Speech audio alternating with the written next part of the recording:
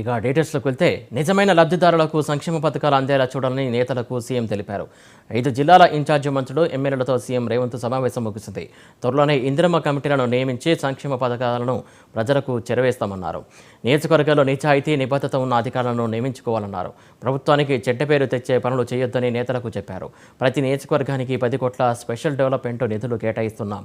ఉమ్మడి జిల్లాల ఇన్ఛార్జి మంత్రులకు ఈ నిధుల బాధ్యత అప్పగిస్తున్నామన్నారు. ఇన్ఛార్జి మంత్రులతో సమన్వయం చేసుకుంటూ నియోజకవర్గాలను అభివృద్ధి చేసుకోవాలన్నారు. పార్లమెంటు ఎన్నికల్లో గెలిపే లక్ష్యంగా పనిచేయాలని నాయకులకు సూచించారు.